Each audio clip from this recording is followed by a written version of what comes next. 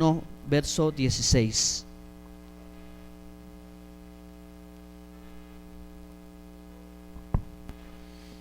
Amén. Dice el apóstol Pablo, inspirado por el Espíritu Santo, en la carta a los Romanos: porque no me avergüenzo del evangelio, porque es poder de Dios para salvación a todo aquel que cree, al judío primeramente y también al griego. ¿Cuántos han creído en el evangelio aquí? Levanten su mano y declare: yo creo en el evangelio. Amén. Amén. Es el poder de Dios para salvar. Pero el evangelio, hermanos, se comparte, se ministra, se proclama en un contexto particular, en un contexto en que pueda ser entendido primeramente por el judío y en un contexto que pueda ser también entendido por el griego. Así que, hermanos, hoy quiero iniciar haciendo esta pregunta: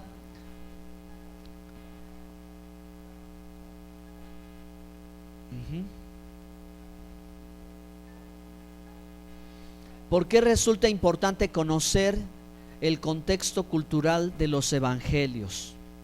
El evangelio de Jesucristo es tan valioso hoy, es tan importante hoy para todos nosotros, que resulta, hermanos, como la primera vez, ¿verdad? Y debe de resultar así, de encontrar y de conocer y de profundizar en la riqueza que tiene la palabra de Dios, la Biblia.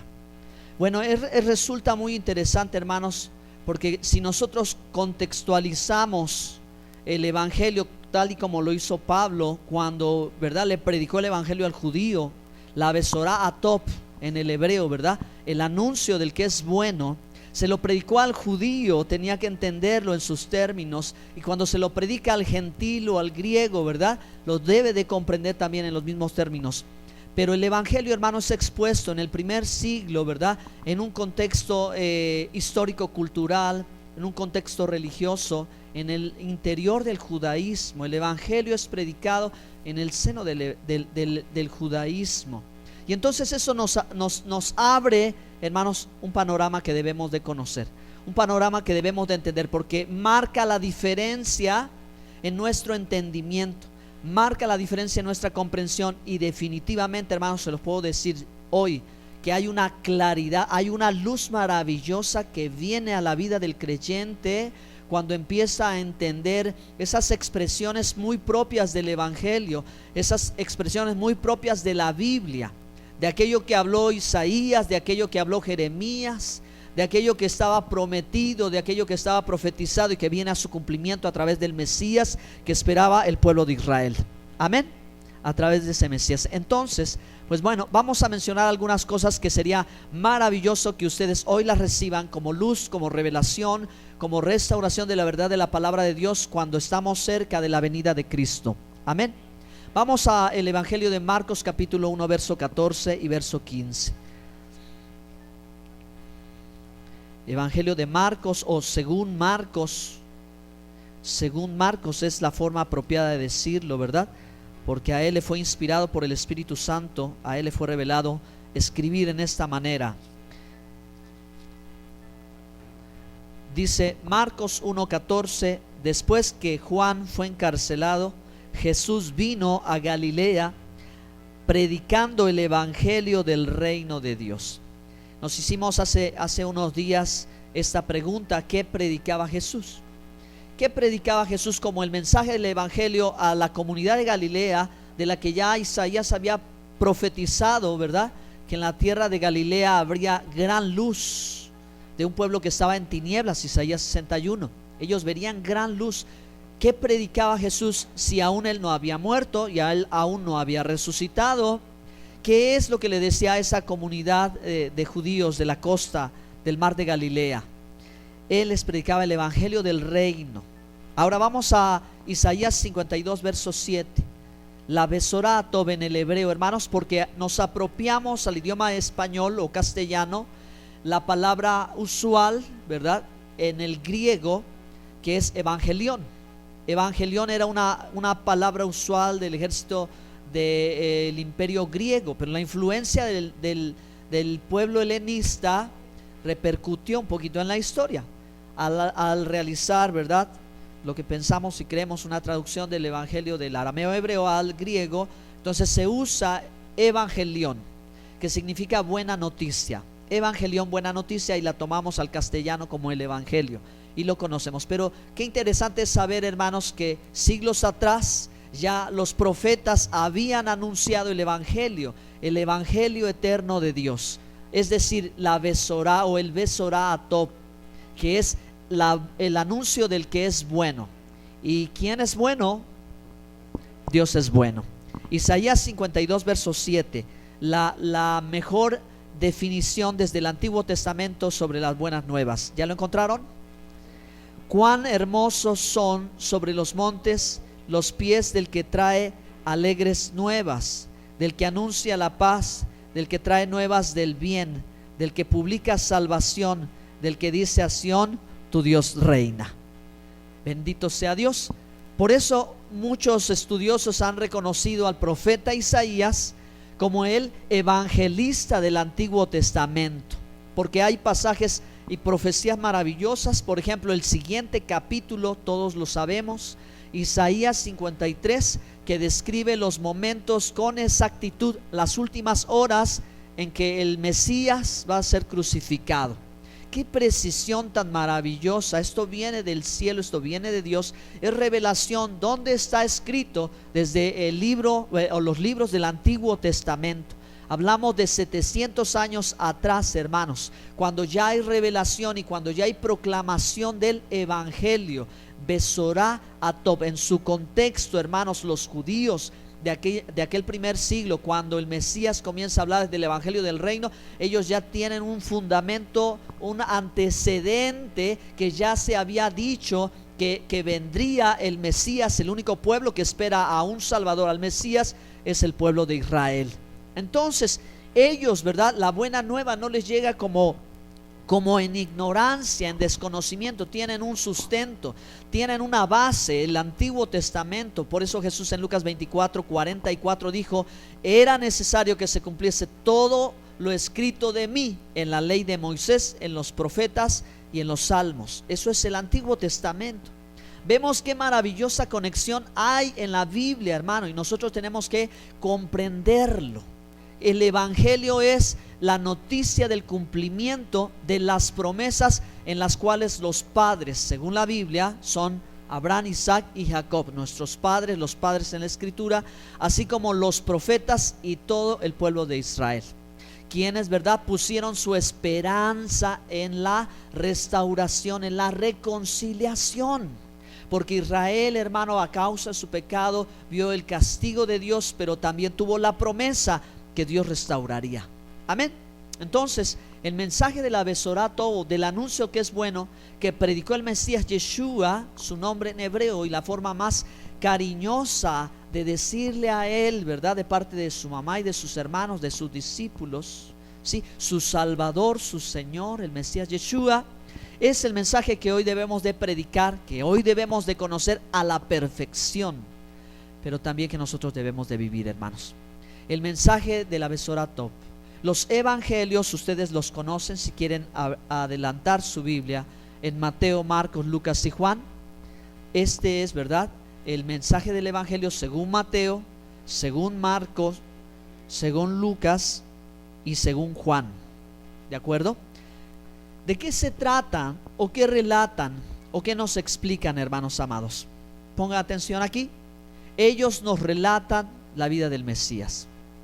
Hay tres puntos esenciales en los cuales nosotros podemos resumir para recordar de qué tratan los evangelios, ¿sí? Y aún algunas personas, algunos estudiosos han podido afirmar con mucha exactitud que si tuviésemos, ¿verdad?, un libro al cual decir este es el quinto evangelio, pues bueno, dirían el libro de Apocalipsis, porque es la revelación de Jesucristo. La revelación, y el evangelio es eso, habla de Él, Jesús es el mensaje, Él es el evangelio mismo. Amén. Él es el evangelio mismo. Entonces, en tres puntos sencillos. Número uno, empiezan los evangelios, a excepción de Juan, hablando de su nacimiento, hablando, ¿verdad?, de las promesas de que nacería el Mesías. el comienzo, ¿verdad? El nacimiento importante y los sucesos en la persecución de Jesús siendo un bebé, siendo niño, y la visita de los sabios del oriente. Nos relata eso los evangelios. Y posteriormente, haciendo un largo lapso de tiempo del cual desconocemos, pero la Biblia categóricamente afirma que Jesús estuvo sujeto a sus padres desde su niñez, ¿verdad? Hasta su edad, hasta los 30 años. Él estuvo en Nazaret, ahí viviendo con sus padres, sujeto a ellos. Crecía, dice Lucas, en gracia y en estatura delante de Dios y delante de sus padres. Él vivió allí junto a ellos. Pero cuando llegó el momento de iniciar su ministerio, este es el segundo punto, ¿verdad? Los evangelios relatan, hermanos, su ministerio. Y al día de hoy, hermanos, con convicción de corazón les puedo decir, hermanos, que 70 semanas duró el tiempo del ministerio del Señor, calculado antiguamente por 3 años y medio, de lo cual solo un versículo en los evangelios da pie y no lo asegura, da pie que se extendió el ministerio por 3 años y medio. Pero hermanos, haciendo una corrección actual hoy en este texto de Juan, se ha llegado a reconocer, a pronosticar que año y medio fue suficiente para que el Señor desarrollase su ministerio antes de morir en la cruz.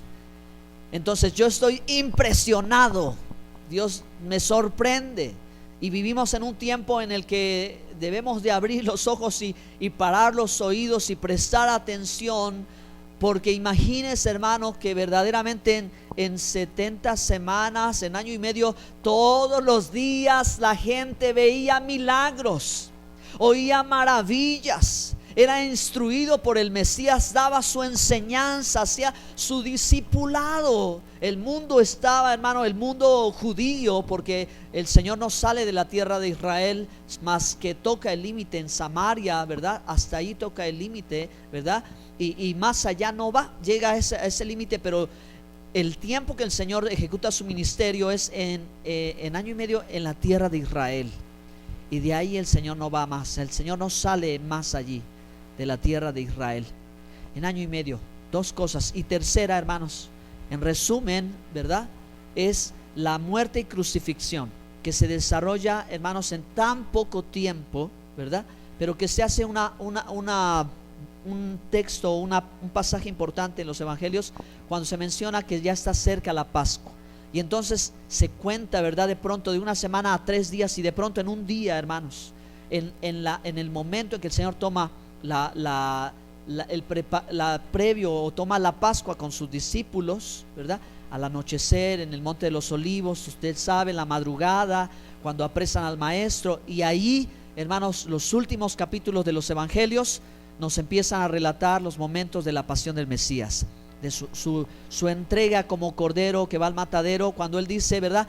Mi vida nadie me la quita, yo la pongo y yo la vuelvo a tomar. Amén.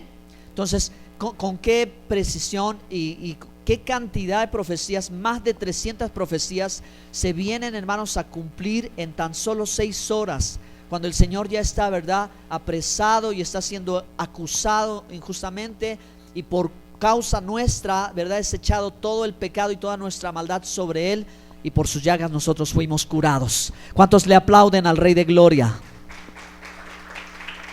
Que su nombre sea bendito para siempre.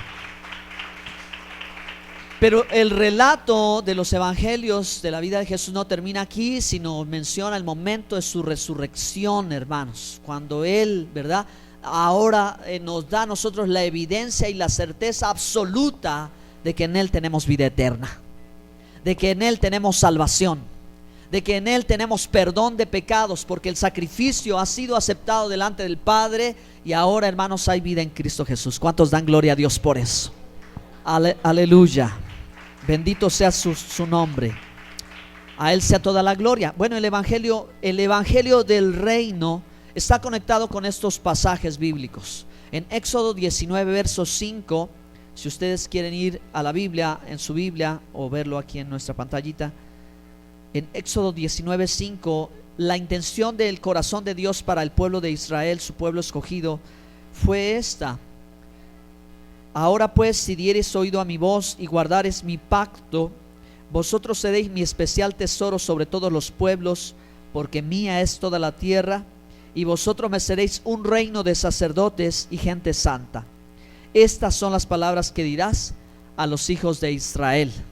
La promesa a todo aquel que es Israel, a todo aquel que es pueblo de Dios. ¿Cuántos son pueblo de Dios?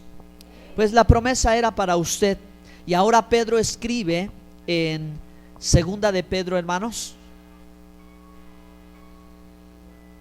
Vamos a ese pasaje bíblico y lo tenemos también aquí en la pantalla.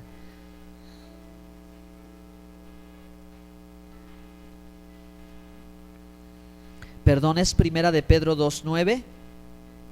Primera de Pedro 2:9.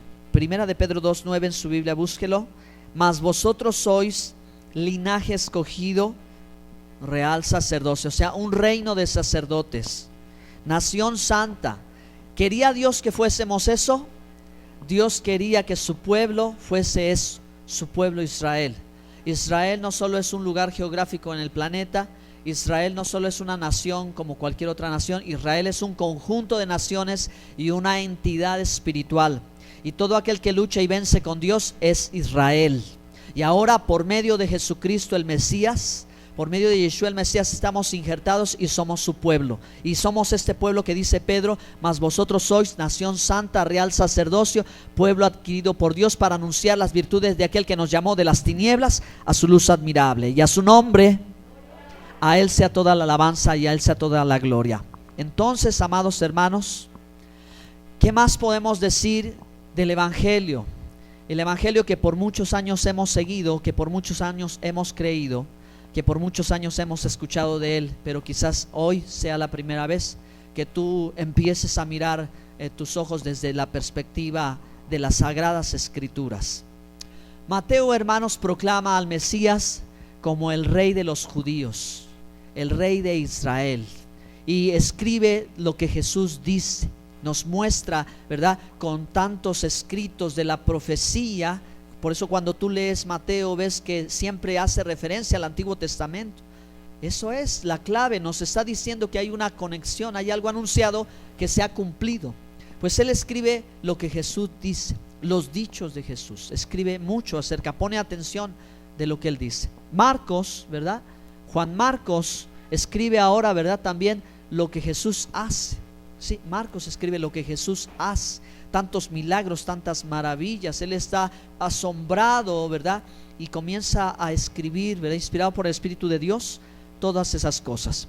Ahora también Lucas, quien no fue de los discípulos, quien no fue de los apóstoles, sino que era un prosélito, ¿verdad?, que cuando el Evangelio le impacta y es predicado, él es cambiado. Y aunque él tenía fundamento y base y había realizado, ¿verdad?, un acercamiento al judaísmo, ahora en el Mesías ve el cumplimiento de su esperanza. Ahora en el Mesías ve el cumplimiento de esa fe, ¿verdad? Y ahora él escribe lo que Jesús siente. Siendo médico, el médico amado, ¿verdad?, conoce del dolor humano, conoce del padecimiento, ¿verdad? Y no es que Jesús estuviese enfermo, nunca conoció la enfermedad. Él dice que él es sin pecado. Por eso no es como nosotros, semejante pero sin pecado. Ser pecador es ser humano. Él no fue pecador, pero él se hizo pecado. El Cordero de Dios, Yeshua, Yehoshua, el Cordero de Dios, que pronto, hermanos, volverá como el león de la tribu de Judá. ¿Alaban a Dios? Pues Juan, sensible a esto, escribe lo que él dice, lo que él siente. ¿Qué siente Jesús? Ese pasaje maravilloso que habla de la compasión, cuando dice, ¿verdad?, que veía a todos como ovejas sin pastor, se compadecía y desde que amanecía hasta el anochecer seguía recibiendo a todos los enfermos. Y la palabra de Dios dice que todos eran sanados. Gloria sea al Señor. Finalmente, hermanos, Juan, alguien que se dice que estuvo tan cerca en el corazón del Señor, tanto que se recargó en su pecho, él escribe lo que Jesús es. Jesús es el Hijo de Dios. Y esto dice al final, ¿verdad? Pero esto ha sido escrito para que creáis que Él es el Mesías, el Hijo de Dios, el Cristo, y para que creyendo en su nombre tengas vida eterna. El Evangelio, hermanos, debe ser proclamado para ser creído, para que todo aquel que crea tenga vida en Cristo Jesús. Denle un fuerte aplauso al Señor.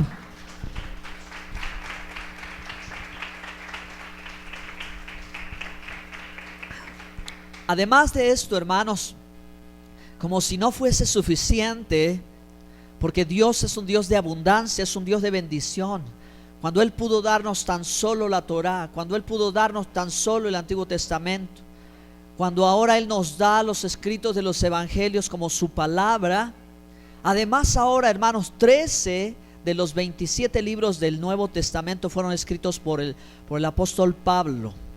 Y él, hermanos, Pablo, en conexión con todo lo que hemos dicho, porque no hay un libro en la Biblia que no esté conectado con este mensaje. Lo que se escribe posteriormente es una reafirmación, una ampliación de lo que está escrito en el Evangelio. Ahora Pablo escribe lo que Jesús nos ha dado.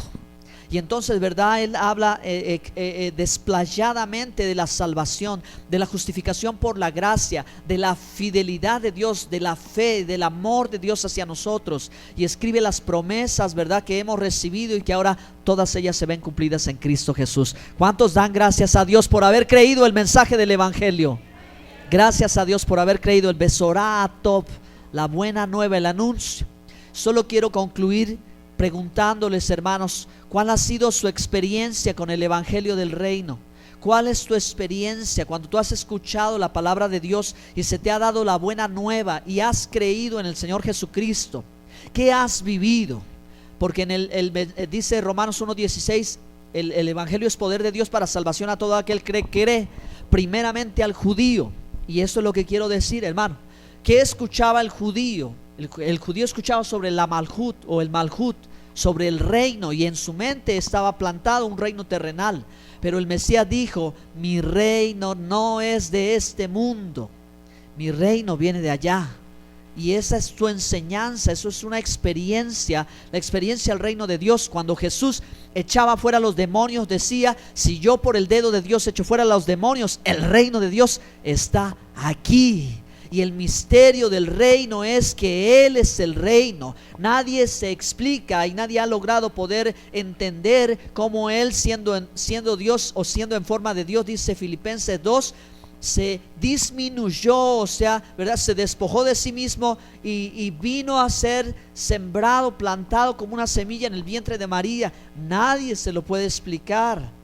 Pero Él habla, ¿verdad?, de sí mismo. ¿Cómo es que Él, ¿verdad?, vino a este mundo, hermanos? No es que fue creado, es que Él vino, ¿verdad? Porque dijo: con el Padre estaba, del Padre vengo y al Padre volveré. ¿Cuántos alaban al Señor? Y cuando Él sanaba a los enfermos, cuando Él liberaba a los cautivos, manifestaba el reino de Dios. Porque Pablo dice: el reino de Dios es justicia, paz y gozo en el Ruach HaKodesh, en el espíritu de la santidad. Amén.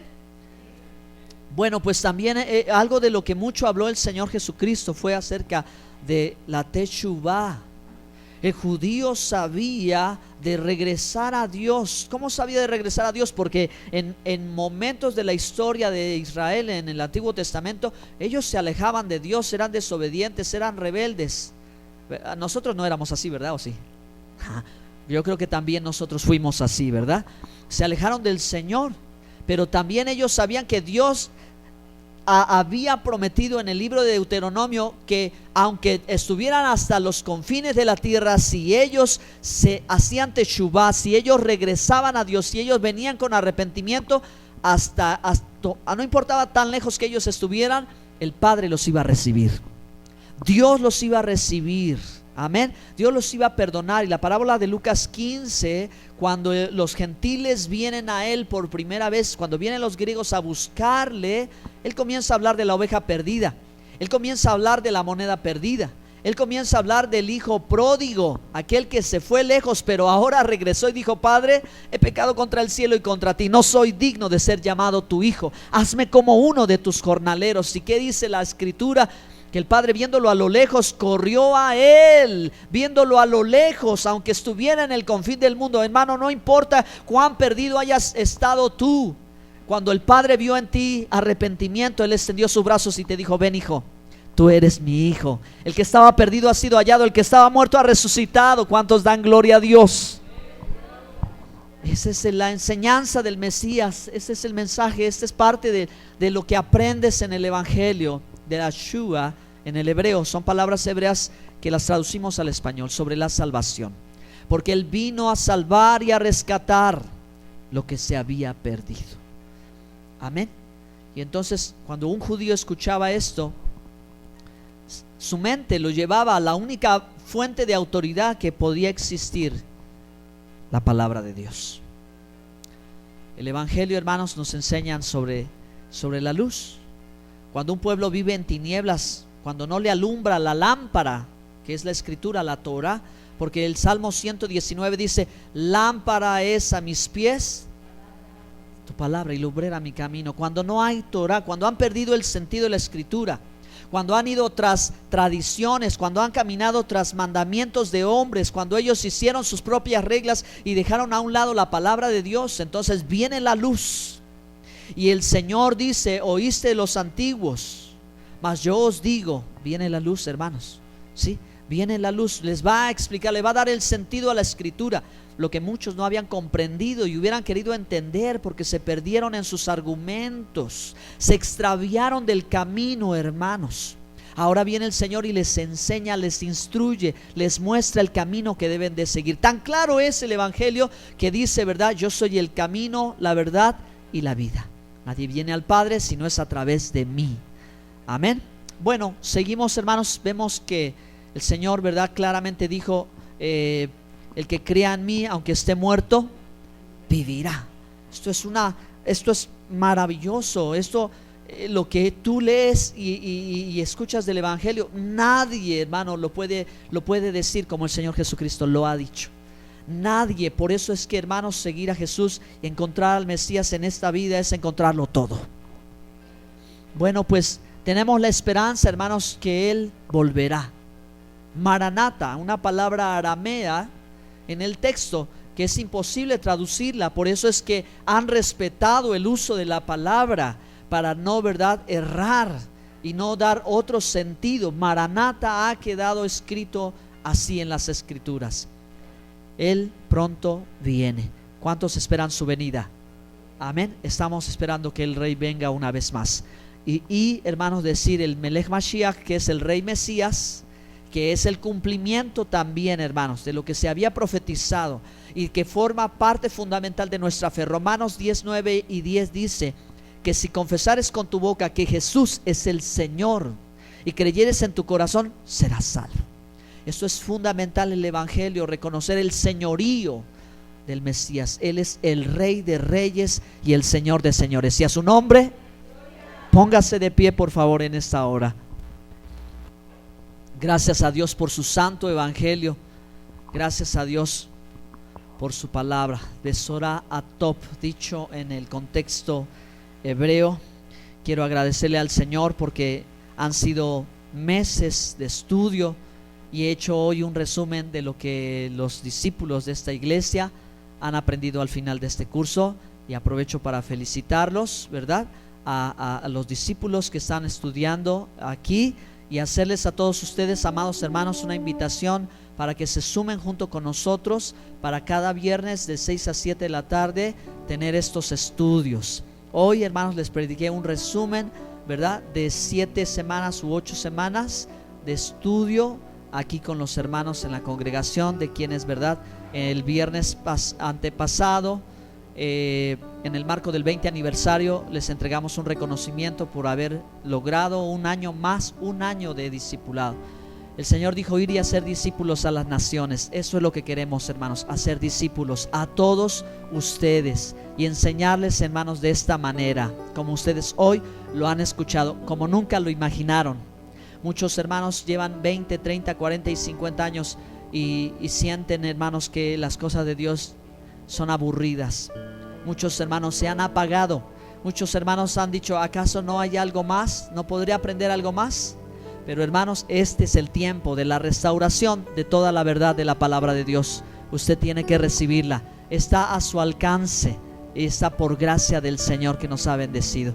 Le agradezco mucho al Señor que han sido años y faltan muchos años para poder aprender, hermanos, más la profundidad de la palabra de Dios. Abra su corazón en esta mañana, abra su mente al Señor y abrace, hermano, abrace la palabra de Dios expuesta como lo habló los apóstoles, como le enseñaron los discípulos, como enseñó el propio Mesías en toda la Escritura. ¿Dicen amén?